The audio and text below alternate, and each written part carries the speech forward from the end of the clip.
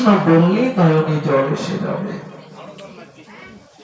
নির্জনে তুলসী চন্দন দিয়ে বলবে, হে গোবিন্দ,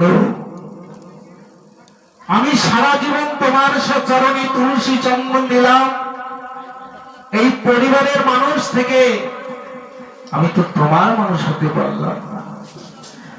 অনেকে যদি পরিবারে একজন কৃষ্ণ ভক্ত হয়, বাকিরা তার বিরোধী হয়ে দাঁড়ায়।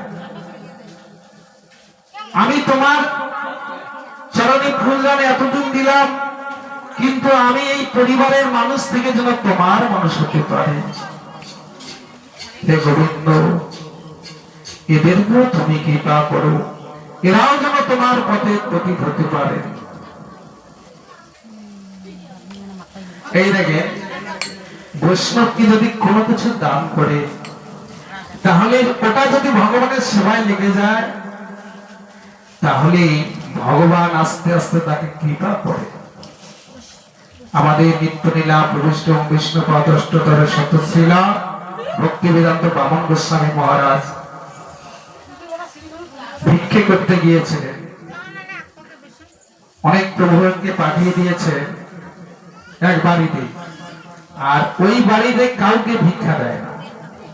আর ওই বাড়িতে ওই প্রভুরা গিয়েছে, গিয়ে বলছে, হরে কৃষ্ণ, মা বাড়িতে আছে, আমরা তো এই মাদুগুড়ি করতে এসেছি, কিছু দাও, চাল দাও, যা পারো। ও বলছে, আমরা তো দেই না ভিক্ষা, তোমরা এরকম ভাবে কালেকশন করে নিয়ে গিয়ে মঠ মন্দির করো, আর আমরা কত কষ্ট করে এই ধনরোজগার করি, হবে না। এবার প্রভুরা ঘুরিয়ে গেছে, গিয়ে মহারাজকে বলছে, মহারাজ, আজকে এক বুড়িমার বাড়িতে গিয়েছি, অনেক বড় লোক, অট্টালিকা, অনেক ধন সম্পদ আছে, কিন্তু তার বাড়িতে গেলাম, আমাকে দূর দূর করে তাড়িয়ে দিল, চাল ভিক্ষা দিল না, পয়সাও দিল না।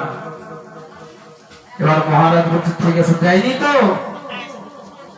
চলো আজকে আমার সঙ্গে চলো, ওই যে বাড়িতে দেয়নি তার বাড়িতে যাবো। এবার মহারাজ নিজেই এই প্রভুগণকে নিয়ে ওই বুড়িমার বাড়ি কাটছে। আর ওই বুড়িমা করেছে কি, ওই ঘর মুছতেছিল, নেতা দিয়ে ঘর মুছতেছিল। এমন সময় মহারাজ প্রভুগণকে নিয়ে হাজির হয়েছে। এবার যেহেতু সাধুরা বলে, হরে কৃষ্ণ, রাধে রাধে,